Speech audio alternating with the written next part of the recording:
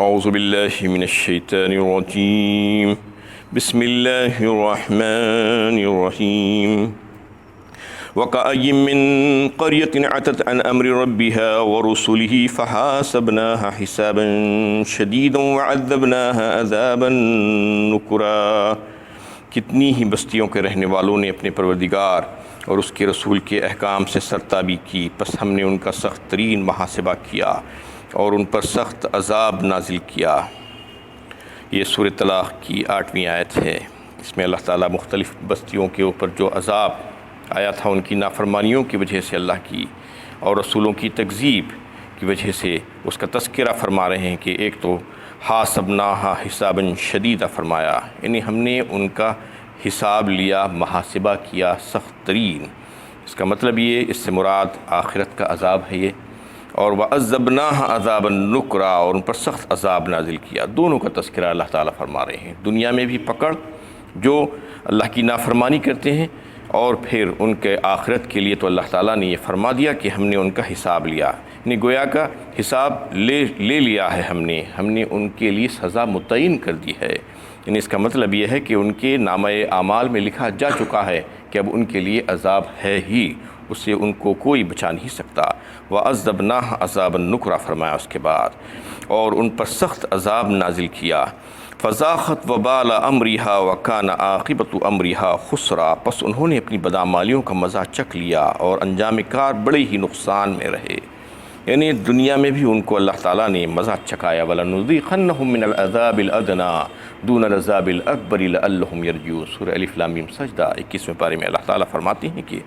دنیا میں جو عذاب دیتے ہیں وہ ایک نمونے کے طور پر ہوتا ہے، اس سے عام طور پر اللہ تعالیٰ یہ چاہتے ہیں کہ بندہ رجوع ہو جائے، اور اگر وہ اپنی اصلاح کر کے رجوع ہو جاتا ہے تو پھر آخرت کے عذاب سے وہ جو ہے بچ جا سکتا ہے۔ لیکن اگر یہ بات کو نہیں سمجھتا، عذاب کو عذاب نہیں سمجھتا، جیسا کہ آج بہت سے لوگ ہیں، عذاب آ رہا ہے لیکن سمجھ رہے ہیں کہ عذاب نہیں، یہ تو پھیر ہے زمانے کا، ایسا ہی ہوتے رہتا ہے، یہ سمجھ رہے ہیں۔ اگر یہ سمجھتے ہیں تو پھر مزید وہ ایک بڑے عذاب کے لیے تیار ہو جانا چاہیے۔ وَلَنُذِيقَنَّهُم مِّنَ الْعَذَابِ الْأَدْنَىٰ دُونَ الْعَذَابِ الْأَكْبَرِ فرمایا اللہ تعالیٰ نے، ورنہ جو لوگ اس سے سنور جاتے ہیں، اپنی اصلاح کر لیتے ہیں، تو پھر آگے کے عذاب سے بچ جا سکتے ہیں۔ أعد الله لهم عذابا شديدا فاتقوا الله يا أولي الألباب الذين آمنوا قد أنزل الله إليكم ذكرا۔ اللہ تعالیٰ نے ان کے لیے سخت ترین عذاب تیار کر رکھا ہے۔ اے ایمان والو، سمجھ بوجھ سے کام لینے والو، اللہ سے ڈرو، یعنی اللہ کی نافرمانی کے انجام میں بس سے بچتے رہو۔ اس میں بھی اللہ تعالیٰ یعنی ایمان والوں سے خطاب فرما رہے ہیں اور عقل والوں سے خطاب فرما رہے ہیں، اولی الالباب کہہ کر،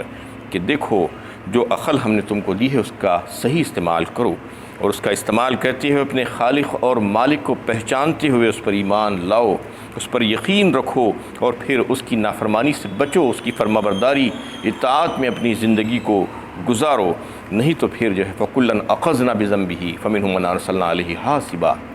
وَمِنْهُم مَّنْ أَخَذَتْهُ الصَّيْحَةُ وَمِنْهُم مَّنْ خَسَفْنَا بِهِ الْأَرْضَ وَمِنْهُم مَّنْ أَغْرَقْنَا وَمَا كَانَ اللَّهُ لِيَظْلِمَهُمْ وَلَكِنْ كَانُوا أَنفُسَهُمْ يَظْلِمُونَ۔ سورہ عنکبوت 20ویں پارے میں اللہ تعالیٰ نے پچھلی قومیں جو گزری ہیں ان پر اللہ تعالیٰ کا جس قسم کا عذاب آیا تھا اس کا تذکرہ فرمایا، ہم نے ان کو ان کے گناہوں کے سبب پکڑا۔ فَكُلًّا أَخَذْنَا بِذَنبِهِ فَمِنْهُم مَّنْ أَرْسَلْنَا عَلَيْهِ حَاصِبًا، اس میں سے کچھ یہ تھے جن کے اوپر ہم نے پتھروں کی بارش کر دی۔ کون سی قوم تھی یہ؟ ایک تو ابرہا کی قوم جو سورہ فیل میں اس کا تذکرہ آیا ہے، انہیں چڑیوں کے ذریعے سے، چھوٹی چھوٹی چڑیوں کے ذریعے سے اللہ تعالیٰ نے وہ پتھر اوپر سے برسائے تھے ان کے اوپر، وہ سب کے سب ہلاک ہو گئے۔ اور پھر دوسری قوم لوط جس کے اوپر اللہ تعالیٰ نے اس کی بستی کو الٹا دیا اور پتھروں کی بارش فرمائی۔ وَمِنْهُم مَّنْ أَرْسَلْنَا عَلَيْهِ حَاصِبًا وَمِنْهُم مَّنْ خَسَفْنَا بِهِ الْأَرْضَ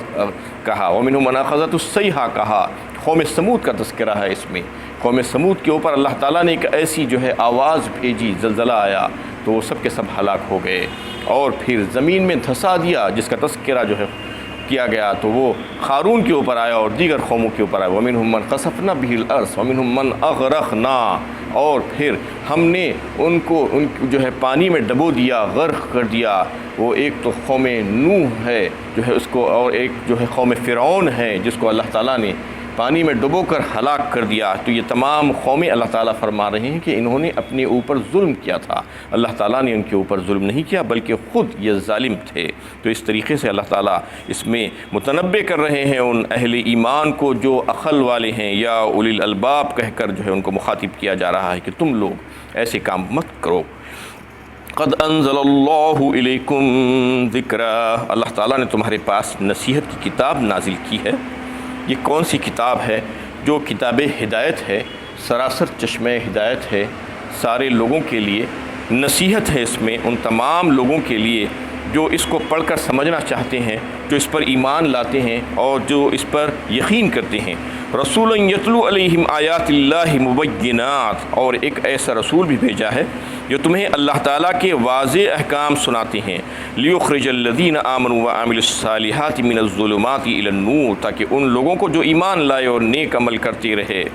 جہل کی تاریکیوں سے نکالے اور علم و ایمان کی روشنی میں لے آئے۔ یعنی رسول آ کر اس کتاب کا حق ادا کرتے ہیں، اس کتاب کو سنا کر بار بار سناتے ہیں پڑھ کر، اور اس کے احکامات کو واضح کرتے ہیں، اس کی آیات کو سارے لوگوں کے سامنے۔ کون سے احکامات ہیں؟ جیسا کہ ابھی آپ اس پوری صورت میں سن چکے ہیں کہ طلاق وغیرہ کے احکامات ہیں، یہ سارے آئلی قوانین جو ہے جو اسلام نے مقرر فرمائے ہیں، نکاح کے، طلاق کے، خلا کے، عدت کے، رضاعت کے، نفقے کے اور دیگر جو ہے جو احکامات اللہ تعالیٰ نے جو دیے ہیں، اگر آپ اس کا تقابلی مطالعہ کریں دیگر مذاہب کے ساتھ اور دیگر لوگوں کے اور یعنی آئلی قوانین کے ساتھ، تو پتہ چلے گا کہ اسلام نے جو قانون جو مسلمانوں کو جو دیا ہے، جو کتاب کے ذریعے سے، اور جو اللہ کے نبی صلی اللہ علیہ وسلم نے جو اس کو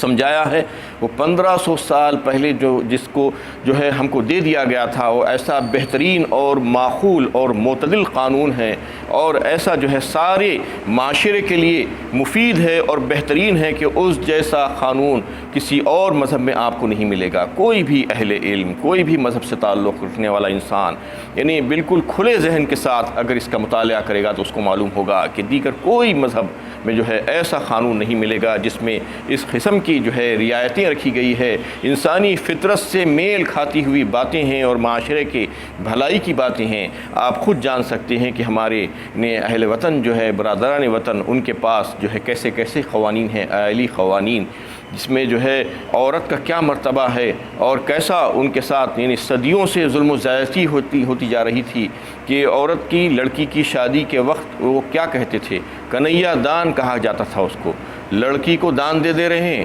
شادی کر رہے ہیں، تو اس کا مطلب یہ تھا کہ کنیا دان کر دے رہے ہیں۔ آج بھی کہتے ہیں کنیا دان اس کو۔ اس کا مطلب یہ ہے کہ اب یہ جا رہی ہے یہاں سے، ڈولی اٹھ کے نکل رہی ہے، اب مر کر وہیں سے جنازہ نکلنا اس کا، اس کے شوہر کے گھر سے۔ اب وہ آنا ہے، نہ ہم اس کو دیکھنا ہے، نہ اس کے تعلق سے کوئی فکر کرنے کی ضرورت ہے، بس کچھ دے دلا کے رخصت کر دیا۔ جو جہیز وغیرہ کا جو رسم تھا، یہ سارے رسومات انہی کے پاس سے آئے ہیں۔ ڈوری کا رسم، کچھ دے دلا کر رخصت کر دیتے تھے اس کو وہاں سے، اور پھر وہاں پر جانے کے بعد وہ زندگی گزارنا اپنے سسرال والوں کے ساتھ، شوہر کے ساتھ۔ اور اگر شوہر مر بھی جائے تو پھر اس کو انہیں زندہ جلا دیا جاتا تھا، شوہر کی چتا پر لگا کر اس کو جو ہے ڈھکیل دیا جاتا تھا، اس کی مرضی کے بغیر اس کو جو ہے جلایا جاتا تھا زندہ۔ اور یہ جو ہے انہوں نے یہ مقام اور مرتبہ عورت کا رکھا تھا۔ صدیوں یہ چلتا رہا یہ رسم، یعنی 100 سال بھی نہیں ہوں گی ختم ہو کر، اس سے پہلے تک جو ہے یہ چل رہا تھا یہ رسم۔ عورت کے لیے یہ یعنی اس کی زندگی بھی نہیں تھی اس کے شوہر کے مرنے کے بعد، تو پھر اس کی عدت، اس کا نفقہ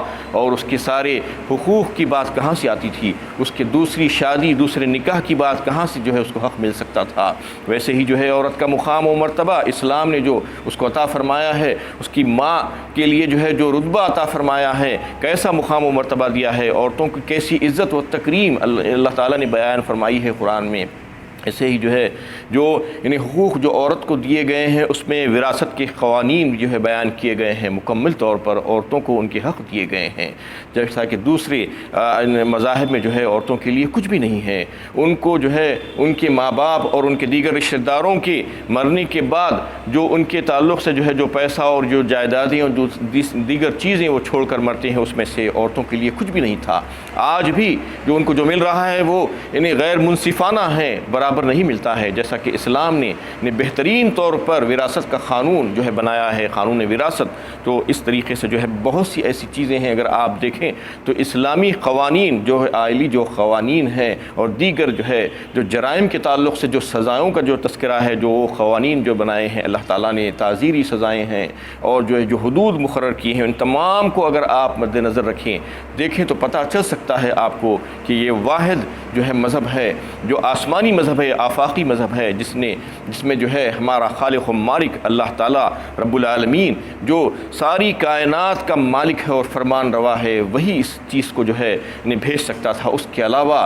جو دیگر جو انسانوں نے جو بنائے ہیں جو قوانین، اس میں نت نئے روزانہ جو ہے نئے ایجادات ہوتے ہیں، قانون بدلے جاتے ہیں، انہیں بار بار بدلے جاتے ہیں، اس کے باوجود بھی جو ہے وہ انسانی معاشرے میں جو ہے اس کی بھلائی کے لیے جو ہے اس میں مفید نہیں ہو سکتے، انسانی فطرت سے جو ہے میل نہیں کھا سکتے۔ جبکہ یہ قانون تو ایسا ہے کہ اللہ تعالیٰ نے اس کو بنا کر بھیجا ہے 1500 سال پہلے، اس کے باوجود آپ دیکھیے کہ 1500 سالوں سے 1436 سال گزر چکے ہیں، اس میں ایک چیز کی بھی تبدیلی نہیں ہوئی، نہ اس کی گنجائش ہے، نہ کوئی ضرورت ہے اس کی، نہ کوئی جو ہے کر سکتا ہے اس میں کوئی رد و بدل۔ اس لیے کہ یہ قوانین جو بنا کر بھیجے گئے ہیں اللہ کی طرف سے بنا کر بھیجے گئے ہیں، جو ساری کائنات کا مالک ہے، اس میں کسی قسم کی کوئی تبدیلی کی گنجائش نہیں ہے۔ تو یہ بات طے ہوتی ہے کہ یہی مذہب ہے، آفاقی مذہب ہے، جو یونیورسلی ایکسیپٹیبل مذہب، دین جسے کہا جا سکتا ہے، جو سارے لوگوں کے لیے بہترین اور فائدہ مند ہے۔ تو اس میں اللہ تعالیٰ نے اس بات کو واضح فرما دیا کہ اس قرآن میں ہم نے جو ہے جو قوانین بنا کر بھیجے ہیں تمہاری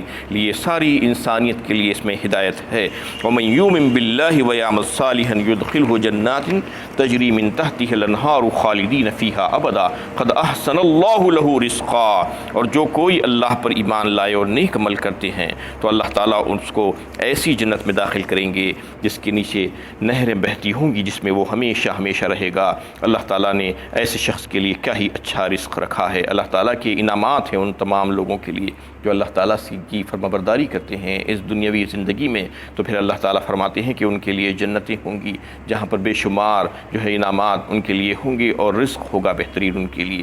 اللہ الذی خلق سبع سماوات ومن الأرض مثلهن يتنزل الأمر بينهن لتعلموا أن الله على كل شيء قدير وأن الله قد أحاط بكل شيء علما۔ یہ سورۃ طلاق کی بالکل آخری آیت ہے۔ اللہ وہی تو ہے جس نے 7 طبق آسمان پیدا کیے اور انہی کی طرح زمین پیدا کی، ان کے درمیان احکام نازل ہوتے رہتے ہیں تاکہ تم یہ جان لو کہ یقیناً اللہ تعالیٰ ہر بات پر قادر ہے اور اللہ تعالیٰ نے ہر شے کو اپنے احاطے علمی میں لے رکھا ہے۔ اس میں اللہ تعالیٰ ایک بات فرما رہے ہیں کہ اللہ تعالیٰ 7 آسمان پیدا فرمائے اور انہی کی طرح زمین پیدا فرمائی۔ اس کا کیا مطلب ہے؟ جہاں جہاں پر قرآن میں آپ دیکھتے ہیں کہ زمین و آسمان کا تذکرہ آتا ہے تو عام طور پر 7 سماوات آتا ہے، 7 آسمان یا سماوات آتا ہے کم از کم، یعنی واحد کا صیغہ نہیں بلکہ جمع کا صیغہ میں آتا ہے۔ اور جو زمین کا تذکرہ آتا ہے وہ ہر جگہ آپ کو واحد کے صیغے میں ملے گا، عرض کہا گیا ہے، کہیں پر بھی جمع کے صیغے میں نہیں ملے گا۔ لیکن یہاں پر صرف ایک ہی مقام پر اللہ تعالیٰ نے یہ بتائی بات کہ 7 آسمان بنائے اللہ تعالیٰ نے اور اسی کی طرح زمین پیدا کی۔ اس کا مطلب یہ ہے کہ 7 زمین بھی بنائی ہے اللہ تعالیٰ نے۔ تو وہ کیسی زمین ہے، اس کی کیا حیثیت ہے اور کیا وہ طبق در طبق ہے یا وہ جو ہے ایک دوسرے سے جڑے ہوئے ہیں، الگ الگ ہیں، یا جو ہے الگ الگ زمینات ہیں مختلف جگہوں پر، کیا اس کے بارے میں جو ہے قرآن کچھ بھی نہیں کہتا اور نہ جو ہے حدیثوں سے جو ہے کوئی مستند احادیث سے یہ بات ثابت ہوتی ہے کہ جیسا کہ آسمان، ایک آسمان کے درمیان اور دوسرے آسمان کے درمیان ایک فاصلہ ہے اور اس کے درمیان جو ہے اللہ کی مخلوقات ہیں، فرشتے ہیں اور اللہ کے احکامات وہاں پر نازل ہوتے ہیں، اور اس کے درمیان ایک فاصلہ مقرر کر کے رکھ دیا ہے اللہ تعالیٰ نے۔ ایسا کسی بھی چیز زمین کے بارے میں اللہ تعالیٰ نے کچھ بھی نہیں بتایا، لیکن یہ اس بات پر ہمیں ایمان رکھنا چاہیے کہ واقعی میں اللہ تعالیٰ نے اپنی قدرت کاملہ سے جیسا کہ 7 آسمان بنائے ہیں ویسا ہی 7 زمین بھی بنائے ہیں۔ اس کے بارے میں زیادہ تحقیقات کرنے کی ضرورت نہیں ہے، اس لیے کہ جس چیز کو اللہ تعالیٰ نے ابہام کر کے رکھ دیا ہے، چھپا کر رکھ دیا ہے، اس کے بارے میں زیادہ تشریح نہیں کی ہے، اور اس کے لیے